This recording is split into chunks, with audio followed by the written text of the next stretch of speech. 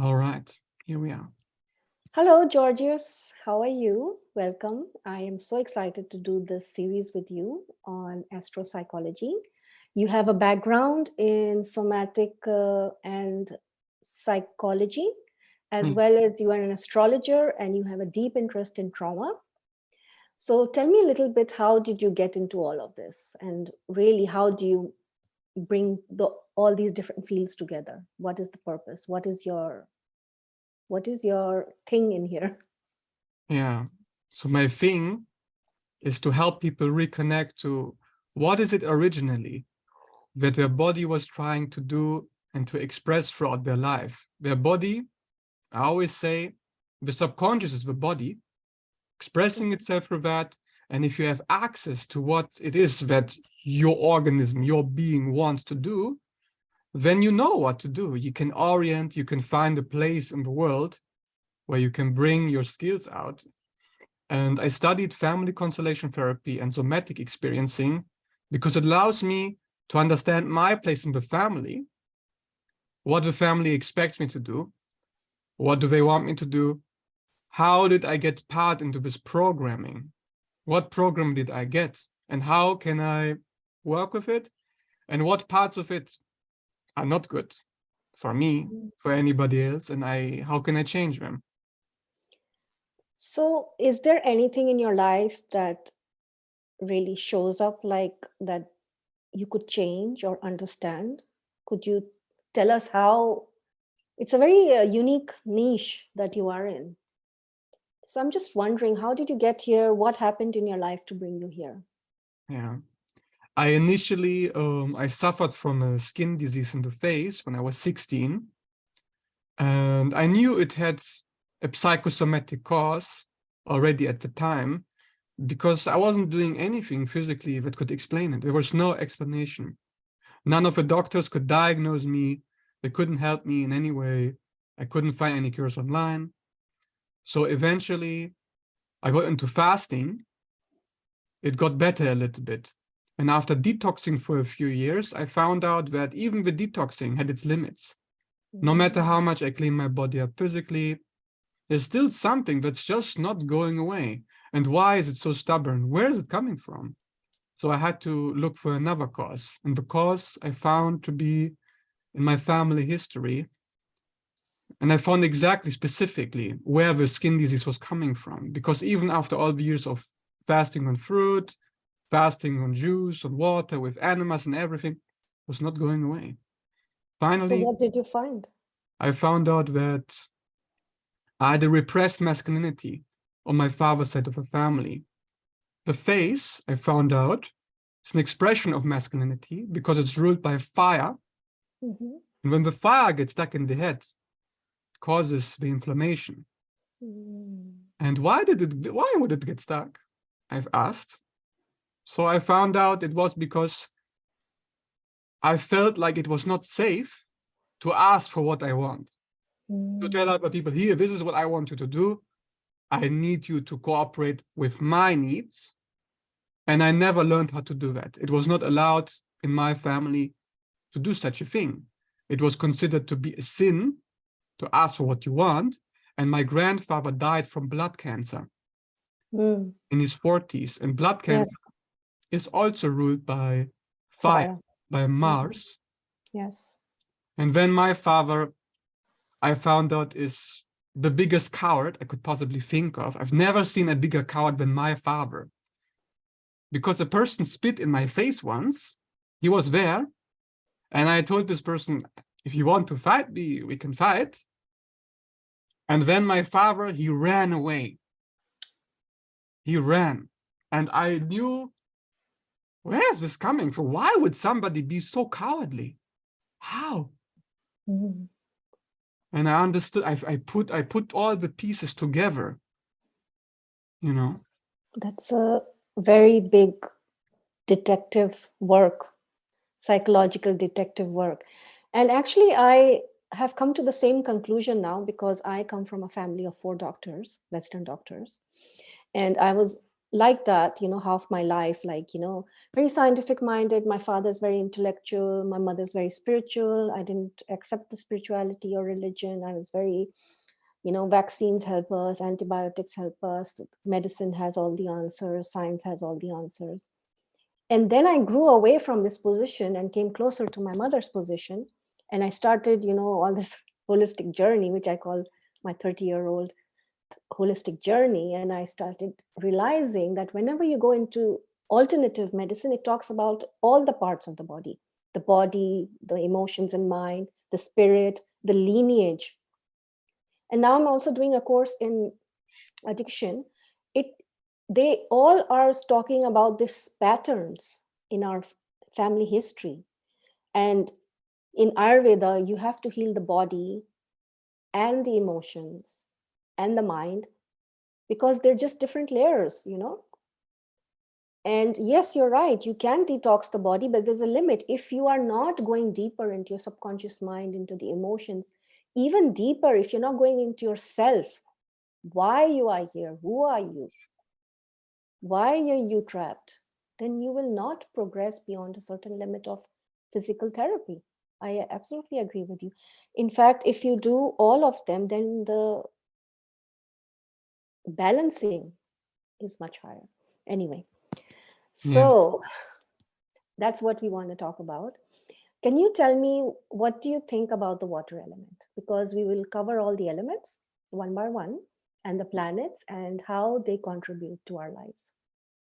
Yes. The water element is specifically interesting for our viewers because it is an element of emotion. And a lot of the work that we talked about with a family history of the psychological ties, the subconscious, is connected to the water element in some way, because the water element is about containment. It's a container of information. We absorb the environment and we can feel it in the body. And then through these feelings, things happen in the body and we go into action. But Mhm. in its nature, water is the most clear when it is still. And Yes. then when it moves, it absorbs everything and it just changes its shape. It's shape shifting by nature. Yes. Yeah. And it's a mirror because you can see yourself in the water, right? Right. So it mirrors other people as well. And I will add a little bit of the Ayurvedic understanding of water, which is, in Vedic astrology, it stands for mother, mind, health, wealth, education. So it's actually the most important planet in the chart. And Element. all the fluids, we are born in water in the womb. It keeps us safe. It is the only element which doesn't hurt us. Like fire can burn you, wind can, it's rough, earth can suppress you, but water is soft. And if you are in it, you are held. And that's why we are born in a mother's womb, to be safe. That is safety. Yes. So, yeah, let us start. Then tell me about the moon. So the moon being a ruler of water, like if you think about the tides and the moon changing the tides, how it shifts with the water. And the moon is important because it reflects the sun, like the water reflects you, like the mother reflects you. The moon is representative of the soul because the mother gives you your information of how to be. You see yourself through her image, through her gaze when she looks at you. And then however she looks at you, that is how you see yourself. That's how you regulate yourself, how you change your emotions. When you expect it to be peaceful, you may have a Libra moon in astrology. Like if you expect it to regulate the mother's emotions, if a mother has certain expectations on you, you can feel them, you absorb them, and you will fulfill them somehow. It seems a little unfair that when we have no power and we are totally dependent on the mother, and the moon placement in our chart is from the time of conception, we are set up for trauma if it's not a good placement. Yes. And what is the way out of all this before we go into the planet, the moon placements? Are we doomed forever? We have a certain blueprint, and sometimes this blueprint leads to adaptations that work against us. Yes. So sometimes we know, okay, this behavior is not working for me. Repeatedly, it gets me into the same trouble. So when we recognize that, we see the pattern for what it is. Then we have the ability to change that because we're no longer a helpless infant, right? This is just a relic from the past. And now what is to be considered here is that it's a deep part of our personality. But the way we deal with this part of our personality, that is what matters. So when is the time that comes that you have this power to leave behind your past? Yeah, I guess technically speaking, when the child separates from the mother, Right. explores its own individuality, already it's trying to explore different ways of being, and whether it's going to settle for something healthy or not depends on if the healthy is accepted by the environment. It's going to change depending on if the parents punish you, then of course you will stop doing that thing because it gets you into trouble. And then later on, life punishes you for Yes. making the same mistake again that your parents needed you to do, but Mhm. now you're out of your parents' home. And no longer will it be accepted by the world. So it would be around the time of youth and adulthood. If you are having conflicted feelings, pay attention to them. This may be the pathway out. Yes, Yeah. yes, Don't react to your conflict. Go inside and understand. Maybe there is something you can find the healing route out.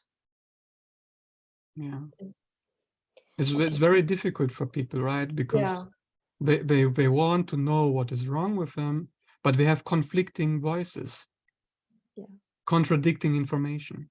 So what I'm trying to say in this video is that if you have conflicting voices, that itself is good because there is a part of you that knows the way out, except you may not recognize what it's saying.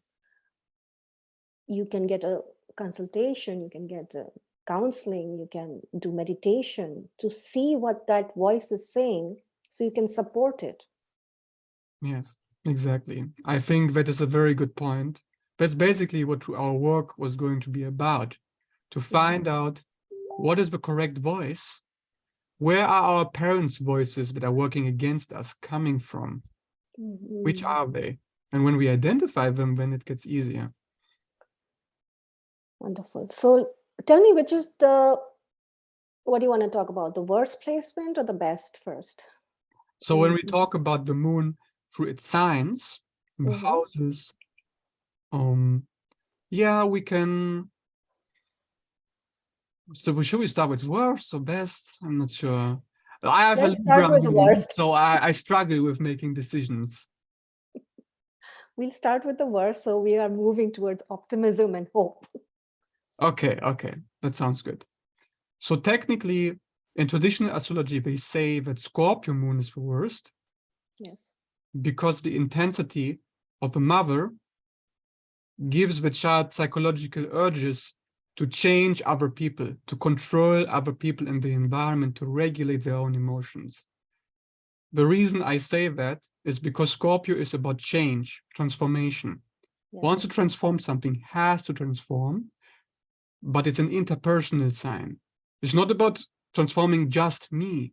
It's about other people around me to fix their problem that I find to be wrong and it needs to be fixed. And then I can feel safe. Yeah. That's why it's So difficult. the interesting thing about Scorpio, it is a water sign, and usually moon is happy in a water sign. But this water is actually hot and acidic. It's like Mars ruled. So Mars is like a not soldier. There's a war zone going on, Mm, and I would say the imbalanced or uninitiated moon Scorpio will always try to control other people, as you said. And yet it has a seed of hope if you can turn it inwards. Is that true? Yes, there must be a separation process to happen with that moon.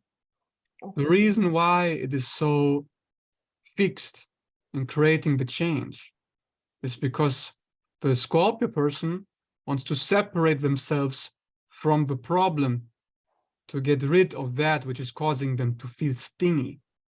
Mm. And that is the mother. Yeah, that is usually the mother. Yeah, always probing, criticizing, looking for the weakness inside you, what is wrong with you.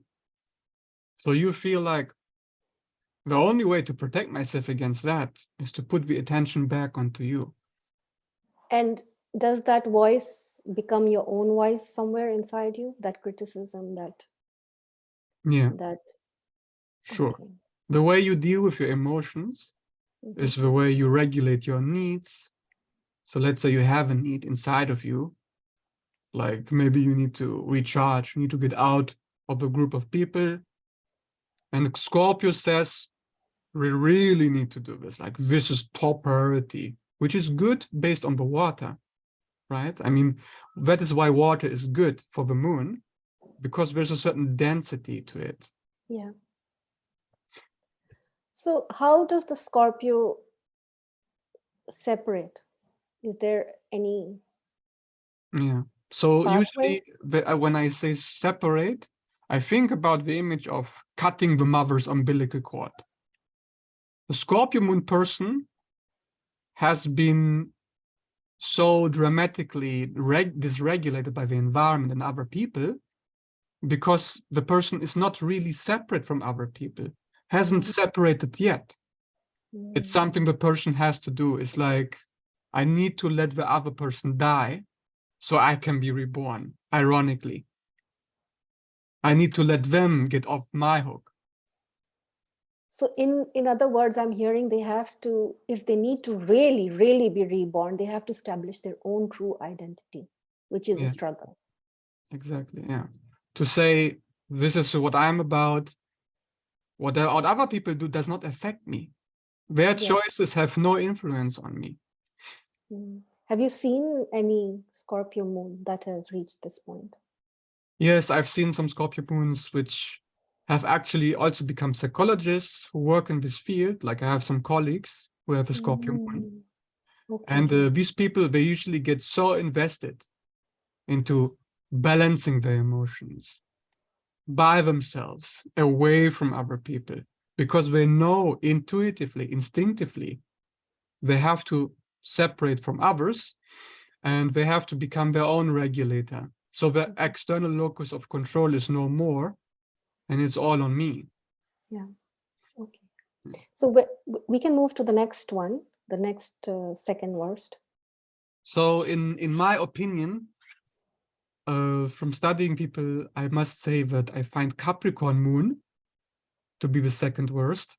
Okay. But to be honest with you, sometimes I think maybe it's worse than the Scorpio moon. But then again, it's not a competition, right? Like who had it worse? Like, okay. There are But challenges, yes. it is very difficult with a Capricorn moon because Okay. the private sphere of the moon is focused on the reputation, on status, on achievement. And achievement is usually like, why would you need to achieve? Because moon is needs. Why would you Mhm. have to do that? Why would you have to be liked by people and accepted and regarded as an authority? Mhm. So I always ask, why would you have this moon? And then I find because the mother was tyrannical, controlling, had way too many expectations on you, not Mm. really logical or realistic, that didn't allow you to be a child and to just relax. So Yeah, the it's needs a had to be focused on getting the mother happy, the external, just like the Scorpio moon in a way, yeah? But again, the focus is on other people, making them happy by achieving in this case. so it's like moon is comfort, and you have an unquenchable thirst to be there, status, which is going to take a long time. And even if you get there, you might not feel you have arrived, Yeah, you will So, not be happy until you get there, and then you find, oh, but now I have all these peers who are on the same level as me, and now I need to level up again. so it's endless, endless. Yes. And how can they support themselves? They can support themselves by becoming an authority from within, finding out, okay, I am an authority here. I don't need to prove it to others. I know I am an authority. The person needs to convince themselves. The only reason why Scorpio Moon and Capricorn would focus on other people in the first place is because they believe subconsciously that other people's opinion is more important than my own. Yes. So they have to look within and find that authority and comfort within so Yeah, that they can break the circle, the vicious circle. exactly. It's like I'm attached to other people's opinion. Oh, I'm reattaching to myself. Like a hug myself. Here. This is the main opinion that matters. Yes. It's almost like you have to be a little bit narcissistic. you have to separate from Well, narcissistic is without self-awareness. If it's with self-awareness, if you're doing healthy stuff, narcissism. healthy self-centeredness is Yes. important. It's like that oxygen mask in the plane. First, you look after yourself. How can you look after others if you're broken, right? Yeah, that's right. O- So Okay. now we move on to the next one. Okay. So the next one is Aquarius moon, in my opinion. Saturn Because, again. because again, it's Saturn, yes. Again, it's cold, right? Moon is supposed Hmm. to be soft, like you said. Like hug me and take care of me. And now you say, no, the air is very cold itself. But then Mm. you add Saturn to the mix, and it's like, no, I must detach from my emotions. Just don't care.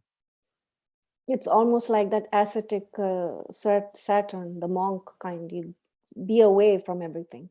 Yes, it's like the Buddhist monk, detached from all, detached from your own needs, your own emotions, your own water.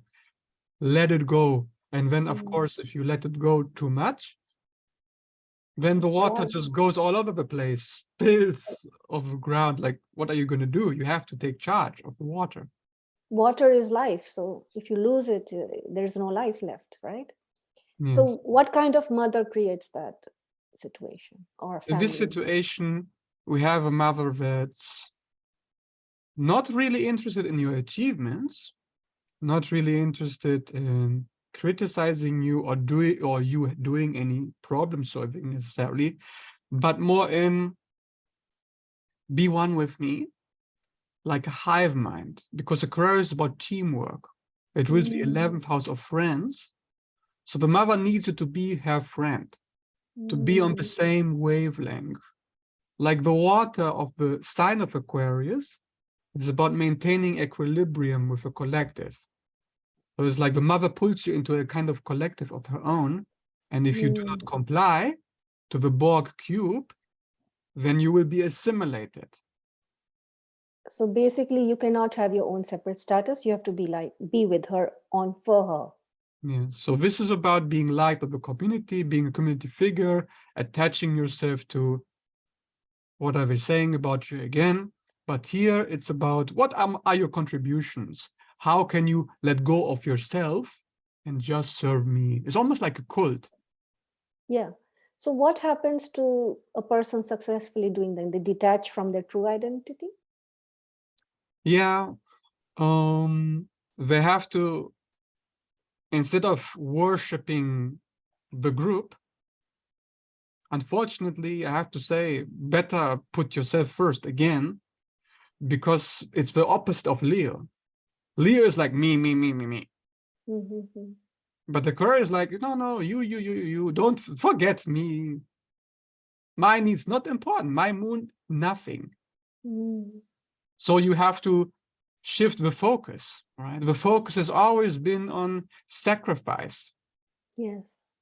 Now the focus must be to sacrifice not me, but to cooperate with myself, Wow. reintegrate. And you mentioned Leo, which means the medicine is always usually on the opposite side, right? That's exactly right. There's always balance of the opposite sign. Yes. So we have to look for the opposite sign to find out how have we completely neglected the other That, sign inside of us. yes. Okay. Mm. Okay, so We which is have the the top next? three or bottom three. Start Yeah, at the bottom, now we're going up. yes.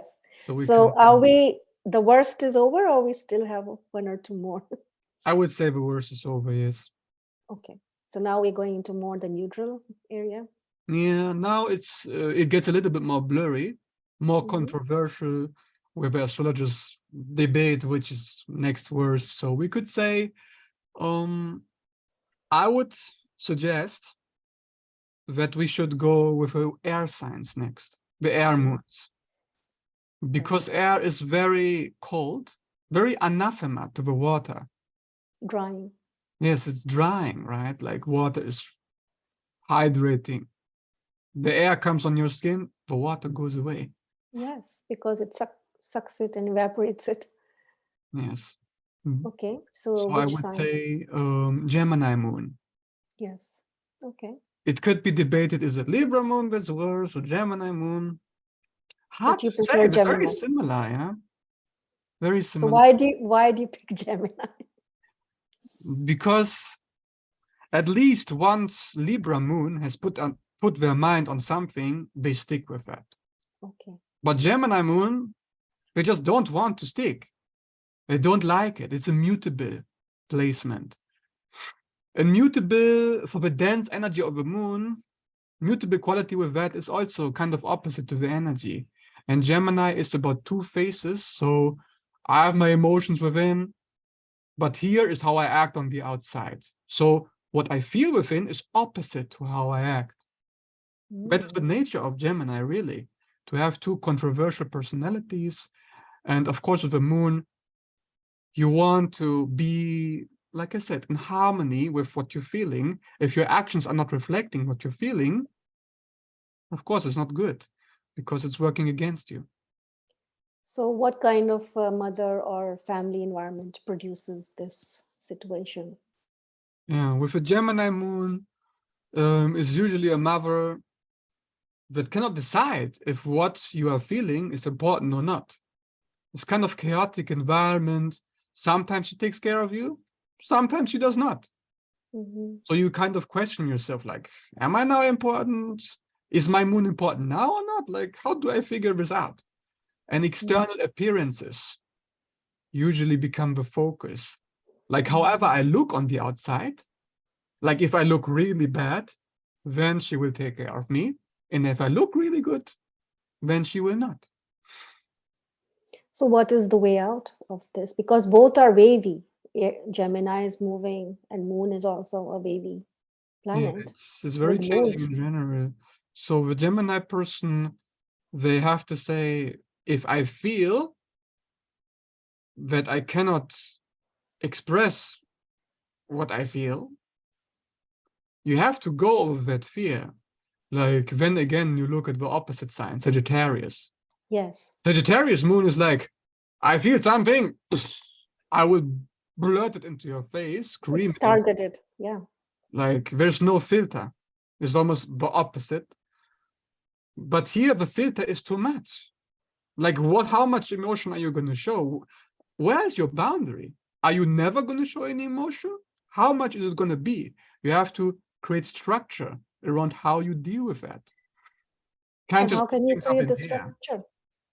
How do Yes, you create the structure how? you have. Okay, so when I feel this much, like this density, then I act on it. There has to be a baseline. Can't just be, oh, everything is equally unimportant. That's the Gemini thing, right? Like keep my freedom alive, my openness, malignant openness is a problem. Right, I'm getting it. They don't have good enough boundaries. So it's a lot, I would say Gemini moon should educate themselves on their own emotions, create far more self-awareness Yeah, so they can priorities. look priorities. Yeah. Okay. So the And next then, one yes, I would say is my moon. your, Yes, yes, Libra moon. Libra moon, you told The me. sweet Libra is gonna sacrifice himself to you, to balance himself. That's the covert contract that you usually see with this moon. But of course, it doesn't have to be like that. But let's talk about the moon. So if you have this moon, your mother is usually emotionally unstable. She says to you, I need you to control yourself because I cannot control you. Um, I will punish you if you're not controlling yourself. Mm. I will have unreasonable reactions to your demands on your needs. So the Libra person, they think I need to balance the other person's emotions with the Libra moon. And To then I feel can be safe. okay with themselves. Okay. Yes. And then, of course, that would be too much of servicing other people. Dependency is And what is the the opposite of solution. Yeah, the solution is to look at the independent opposite, Aries. Aries moon is like, I don't care what you feel. I will get my needs met. I will a little bit like Sagittarius moon, but Aries is more aggressive. Yes, too Like, aggressive. I need to do it now, very impatient. While the Libra Mhm. moon is too patient. I have a need, I feel something, I want to express it, but because it may inconvenience you, I will put it off. And there's no limit to how long I'm going to put it off. I could put it off forever because my self-control comes easy to me. It's automatic. I don't have to think Mm. about it. So malignant self-control. It's almost like these air signs have no boundary. That is air for you, right? Come Like in, go. Nobody, everybody is welcome. always on the other, the social sphere, right? Communication is always giving responsibility away, but by what words am I gonna use? So to keep the control here, to be in alignment, to synchronize with the other person. Mm. The Libra person, Libra moon, wants to synchronize too much. Like, why do you need so much harmony? You need to make a baseline here. Mhm. How much disharmony am I willing to tolerate? How much disagreement can I tolerate? And since this is your moon, Libra moon, have you succeeded in any? Um, it would sound a bit arrogant, but I have done quite well. Now, when I get into a conversation, I used to be like, if I disagree, I better not say it because I don't want to lose the good graces. But of course, it's irrational. It has nothing Mm. to do with being on good graces. It's a survival mechanism because I'm Yeah. afraid as soon as I get on their bad side, boom, they're gone. Yeah. So So how now did you transition yourself and how long did it take? it took me a while. I transitioned after I had a relationship with someone who was very much the opposite. They had Aries. the first house in Taurus, and they were completely fixed on getting their needs met. That's why Taurus is supposed to be exalted, because a person feels a need, they are determined to get it regulated. And of course, I was very happy to do it for them. And in this circle, I never got my own needs met. And at the end, I realized I was actually using manipulation, because if I don't consciously get my needs met, subconsciously a shadow will get it for me. And what did the shadow do for me, for my Libra moon? It made sure that the other person is so happy, so everything's so wonderful, that they will feel compelled to now finally take care of me. So I use manipulation, essentially. That is what it's about. I have to be honest with myself. So if you have a problem with your moon, there's always going to be a shadow that's Yeah. trying to get your needs met where you are not getting them met. Yeah. And I got it by coercing, charming the other person. So now I So say, okay, if I catch myself doing that, no, I must say no to myself. I did must you be authentic. did you do this by just looking inside, or did you use any tools? I saw the negative consequences of my actions. My in my relationship, the other person was taking, and my program, Libra Moon program, was to just give, because that is what used to work in my childhood. If I give, then they leave me alone. But So now this they did not leave me alone, and they just kept taking. So I was forced to change. If I didn't get forced, hard to say if I would have really put in the work and the energy to turn it around. this relationship could be a karmic teacher. That's exactly right. And that happens all the time. If you have a moon problem, you will attract someone who can capitalize on it. And they get attracted to you because you will give them exactly what they're looking for, whatever it is. And hurt from it. Yes, of course. And then you learn from your hurts. You look inside and learn from them. Okay. Pain is quite useful. If you look at it. If you allow the pain to teach you. Go deeper into the pain. So how can it help you to transform? It Yeah. has to help you.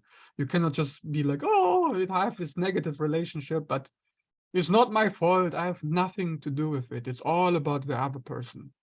Whenever we put the external locus of control, we are giving ourselves up. It's always a matter of inner inquiry. Yes. Okay, so Gemini, Libra, we finished all the air signs. And which one do you want to move on to next? I would say, do I really go on with the fire signs? I guess I do, yeah. With the fire signs, yes. Yes. Because Earth is best. Yeah. For the moon. Earth is happy with water, it's supportive. Yeah. Yeah. So we will first do the fire signs then. Yeah. The fire, of course, is opposite, but it's not quite as bad as the air, because at least the fire, you feel the impulse and you get the need met. The moon, at least the fire fights for you, right? It's representative of a self, and the moon is very private. It's a very intimate part of the self. So of course there needs to be some kind of work with it. The fire will work with it, but it will work with it a bit too much, like self-centeredness, selfishness. It's usually a thing we see with them. Yeah, before we jump in, fire and water are opposite, right? If it's too hot, you have to bring in the water. If it's too cold, you have to bring in the fire, like an ice cube, if it's too much fire, you become water vapor, and if it's too cold, you become icy. So it's the middle balanced portion where the fire and water are enough that you can flow like a river. Exactly. So they're medicine to each other. Yeah, pretty much, yeah. And what the fire moons in general, what they need is self-control, containment, which the water provides, right? It's a container. So I need to be able to be a container to my fire, because the fire wants to always just come out, move, go, go. So there's the Leo, the Saggy, and the Aries. Yes, so I would say Leo should be the easiest one of those three. Okay. Because Leo is not so impulsive and it's fixed. And fixed is good for containment, at least in quality. Leo, it's a little bit similar like Libra. Okay. I need to be liked by other people. They need to love Yeah. me because I want to be loved, right? Appreciation, love, limelight. Yes. So I want them to love me, and I want to give love to them as well. So it's a kind of mutual symbiosis, almost like the baby with a mother. So Yeah. that's where it comes from. The mother wanted to be loved. Yeah. She wanted to love her unconditionally. So that is what you want to provide. It's a survival mechanism, because as long as you show her the love, then she will give it back to you and you can be safe. So this is something we bring into our relationships with this moon, where we have to be careful with our expectations, because we can feel entitled to that love. Oh, if I give them love, then they should give it back to me. It's not unconditional. You cannot freely love. Yes, you cannot barter with it, like, I'm going to give you this one. That is why I say it's so similar to Libra. Because again, it's a bartering thing when you think about it. It's very interesting. It's also about charm and being loved. So how do I get them to love me? The fire, however, will do it through some kind of action, some kind of flamboyancy, like very external, while the Libra is like, oh, I'm just keeping it cool. I just use words in the right way, like classy. Or the fire is more grandiose, like More perform, visible. impress, like big time. So there can be a lot of pressure on the fire moon here. Like I need to impress and then I can feel safe. Of course, the solution is to be impressed with yourself regardless of other people. To feel like, okay, I'm lovable. If they don't love me, and it's not going to be the end of the world. Like I have myself to fall back on. Right. I have a voice that contradicts their voice. Again, inner inquiry.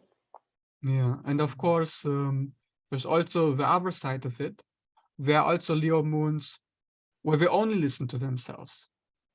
Okay. But they do it as a way to compensate. Because they may think, oh, I'm so dependent, I'm so dysregulated when other people don't like me, when I must completely only think about myself, only. So they can isn't that like a jealousy. Aries moon? Yes, this is what we would go next to, because they're very similar in this regard. The Aries moon, they see something they like, and they feel they should get it. Like they should just get it. So maybe the mother was very much like, okay, you want something, better shut you up here, quickly, give it to you quickly. There was no boundaries given by the mother to the child. With a Libra moon, over entitled. With a Libra moon, the opposite, the Libra moon person is shown boundaries all the time. Well, the Aries moon person never gets any boundaries. Take. So take. So you feel that when somebody tells you no, you get angry. Like, what's going on here? This is not supposed to happen. It can throw you off and can make you feel really rejected, irrationally so, of course. So you have to be able to identify that. And the Sagittarius moon? Before I move on to that, I want to add that the Aries moon, the reason why they're so impulsive is because they need to learn how to set boundaries with themselves. Like they can't just wait for other people, because every time they go to other people and this boundary is set, of course it's going to bother them. The only way to avoid that is to put the boundary first before other people do it. And then you can say, okay, I can see where you put the boundary. I already agree with it because I already put the boundary myself. So it comes from within already. So they're ready with it, yeah. So with a Sagittarius moon, I sometimes, it's funny, but I saw a lot of times there's a little bit of ADHD, a bit of avoidance with this moon, I have to say. Really? Because it's supposed to be a target arrow. Yeah, but at the cost of the environment. Tunnel vision is often the case. Like as soon as I feel something, there must be a positive outcome, an ideal outcome, a grandiose outcome, a good one. It doesn't like negativity, Sagittarius. So if you feel something negative, it's like you must transform it. You must change it into something positive immediately. And there can be avoidance because, of course, reality doesn't comply with us. Reality gives us negative experiences all the time. So we can't just say, oh, I'm just going to forget about it. Mm. Because that's what Sagittarius moons, that is the solution to deal with all of that. Because they feel like, I'm not supposed to feel bad. Mm. I'm supposed to always be at the top, Mhm. like an arrow shooting into the target exactly where I want to be. I'm always supposed to be where I want to be. And if I go off the path into Mm. anything negative, I feel So lost. they need the Gemini flexibility. Exactly. You got it. Yeah. The flexibility. Gemini always looks at everything openly, like, oh, what is my environment? What is the other side of this? Like, if I see something that I like, but what of part of me dislikes this? And it's equally open with everything. Mhm. Sagittarius needs to do exactly that. Like, I know some Sagittarius moons where like, okay, I know you feel bad, but can't we cheer you up somehow? They can't just Mm. accept that sometimes it is natural and correct to feel bad and then Yes. act on those bad feelings. Yeah. Okay, so now we are really moving into the positive moon. The better. Yeah, I hope so. So now we're looking at the water moons, Pisces and Cancer. Mhm. But before we do them, let's do Virgo first. Okay. I want to do Virgo first because that would be in the ladder before the other moons. So from the Earth moons, Virgo is a bit rough sometimes because the mother wants you to be a fixer, to Mm. keep everything clean, to not ever mess up. When you think about the moon being about your needs, is Virgo needs to be perfect, basically, to avoid Perfectionism. mistakes, to fix problems as soon as they arise, immediately have a solution always there. There's a certain preparation with this moon. It's like, I need to be prepared for the worst. I Mm. need to always be perfect when I come into this, and then I can feel safe. So it's a very tiring place to be, very Yeah. exhausting. It can be OCD with a structure. There needs to be structure in place no matter what, because maybe the mother, some of the mother was the one who was in need of a structure. The mother, Mhm. again, she expressed every emotion immediately, and the child was like, how do I control this? Mm. How do I balance this out? And of course, the Virgo will balance it out. The chaos of Pisces, for example. Yeah. To balance the chaos. So it's always about thinking, how do I bring balance and order to my emotions? But order is dense in the earth sign of Virgo. So it's very rigid sometimes. Yeah. And it needs a routine. It can't let go of a routine. Yeah. Everything needs to be prepared. Like I said earlier, preparation, that means every negative experience I have, I need to be able to predict it. I need to be able to plan for it. So Mm. here it's about letting go into something negative that you could expect to happen, and how much are you going to tolerate of the chaos? You need to have a baseline for that. How much chaos will I allow? You have to build some capacity to tolerate chaos. Yeah, and of course, to do that, you need to find a benefit in that, because you can't just be all over the place, right? So I would suggest to Virgo moons that when they have a need for structure, okay, do I really need the structure? Is this rational? Right? Mhm. Because you like to be rational already, so you might as well put it to good use and be rational about your thoughts and emotions. Is this control really necessary? Or are you just scared of something and you can't deal with it? But most of the time, if we think we cannot deal with something, actually we can. Mm. We have to allow ourselves to explore that. Right. There must be openness to negative emotions with this moon. Yeah.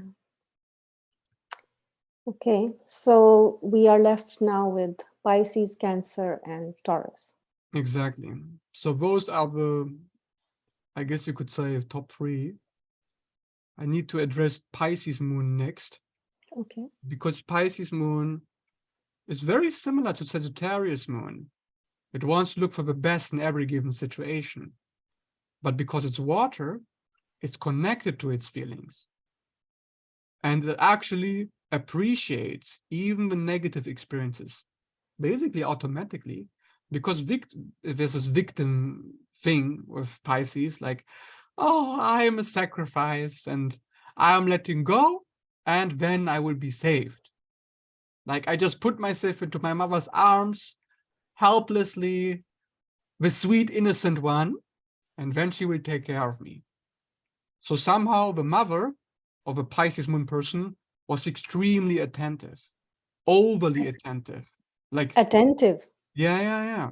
Because she I'm sacrifices. laughing because I'm a Pisces moon. But no, I didn't get a very attentive mother. Okay.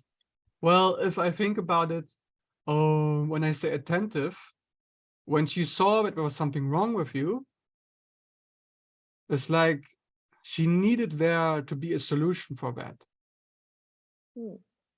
And how she dealt with it is another question. Because I often find with Pisces moons that the mother is actually unavailable. Like, it's actually, the mother disappears. So now there's no solution Yeah. for how I feel. Nobody is going to fix how I feel. So I'm left with it. So of course, surrender is the only way out, basically. And there's often a merger fusion, however, in the other case. There are some Pisces moons actually in which the mother is sacrificing her to the child Yep. and then expects the child to return the favor. So she Mm. says, oh, look at all the things that I did for you. Aren't you compassionate for me? Don't you feel for me? That's part of a Neptune dilemma. There's a merger fusion with a Pisces moon often. So the Pisces moon person often, when they are with other people, they feel they need to be one with them, to be aligned with how the other person is feeling at all times. That gives them a little bit of hypervigilance, because they're very much focused on the feelings that are hidden, the very subtle movements in the body. Everything is picked up immediately. And this hypersensitivity, of course, is extremely useful for this moon, because they are very sensitive to themselves at the same time. And when the body needs something, when the moon needs something, immediately they'll be able to tell. Of course, the downside is if there's hypersensitivity, Yes. and the person could feel also a bit dysregulated if they don't put themselves boundaries on what they feel. If they don't say, okay, if I feel this now, do I need to act on it? Is there something I need to do about it or not?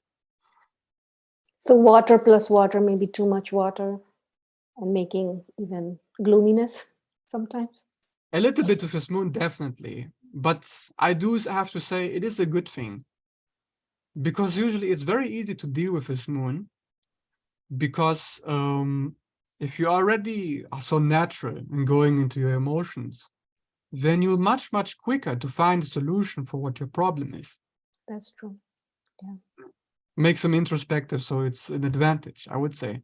That's why I would place it in the top three. Okay. And then Cancer is better than this one? I would say so, because the Cancer moon, like you say, the moon here is in its domicile sign. Cancer rules it. But why is it a good position? Because Cancer is about attachment. I'm attached to my moon, my emotions, my feelings. So naturally, the person is very connected to that sphere. Like there was almost like a healthy attachment with the mother. Like the mother, she saw your feelings, And somehow intuitively, she knew how to deal with them. She knew how to get them met. And so you learned from her. Yeah. So you're giving yourself already what was instinctive there given to you. And it's an advantage, yes. So Cancer is the sign of home and shelter and Yeah. mother. So basically, she's the healthy mother looking after a baby, that a baby's needs are met. Yeah. The tit is there. You can suck on it. You will get it. I'll be there. It's safe. Safe. That's the key word. Yeah. It's safe. And because it was safe, so of course you're going to have an advantage. Mm. And it was soft. There can often be almost like a romantic affiliation with a mother, because the mother is so pure in my relationship that I have with her, so instinctive, so primal. Mm. It allows me to form such a deep connection with her because the attachment works. I was able to make that connection. And now I can make those connections very easily with other people because I already got the safe base. So I'm very intuitive, and it allows a person to be authentic with their emotions. They're not afraid of a rejection because the mother was there for them. Yeah. Does it also make them more cry and emotional? Well, there is this stereotype with Cancer. Yes. Of course, and they must be the crybaby if they are so safe in their emotional expression. But actually, Cancer doesn't like to bother other people with its own feelings sometimes. So there is actually a negative side to Cancer Moon, because the Cancer Moon is so nurturing. It may also focus the nurturing on other people, depending on the house. So let's say the moon was in the 4th house, so on house, then it will not be a problem really. But if it was in the 7th house or the 11th house, where it's focused on others, Yeah. then the person will hide their feelings from them, actually. If there is like, if they're sad, if they're unhappy. So it depends a lot. And I think this is what we're gonna talk about next after we Okay. finish Taurus, if we do that in yeah. Okay. So basically, the Cancer moon has the ability to self-nourish also, self-nurture. Yeah, they feel like they have to take care of themselves. It's up to them. They are also attached to it. They know it's a responsibility. Okay. Yeah. And the Taurus moon, which I think the reason is that moon, water element is held by the earth. So that's where it thrives, you know. And second house is also family. You're born into a family. So that's how you thrive. You need this place to hold you. Yes, yes, that's a very good point. And why do you think astrologers thought it would be exalted here? Why Because not? Why not Pisces? because if you look at the role of the mother in all the cultures traditionally, she has to be supported by the extended family so she can do her job. So you need the tribe, that all the resources, all the food, the safety, the people. It Taurus is a very material resource. So without the materials, how can you look after baby? And the mother delivers it. So that's why I feel that a, a, a, a proper mother who doesn't go to a job, who really looks after her own baby herself, is provided resources. Yes, that's a very good point. That's exactly how I look at it too. I've seen it before when I went to Taurus Moon friends, their home, and I looked at the connection with the mother.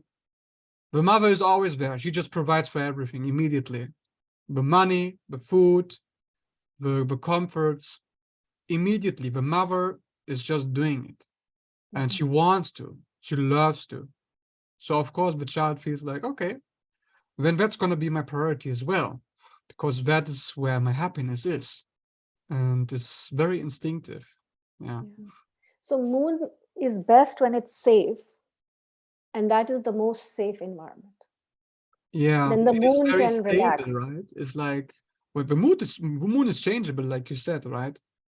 Moon changes signs every 36 hours. So in Taurus, it gets the stability. It's fixed, like Stability. So the your mood swings emotions are will be taken care of. yes.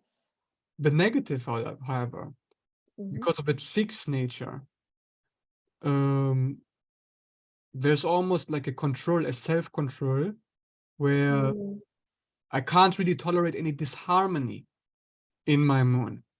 Like if you compare it to Libra moon tolerates its own disharmony. okay. It doesn't tolerate other people's disharmony. Sorry. Yeah.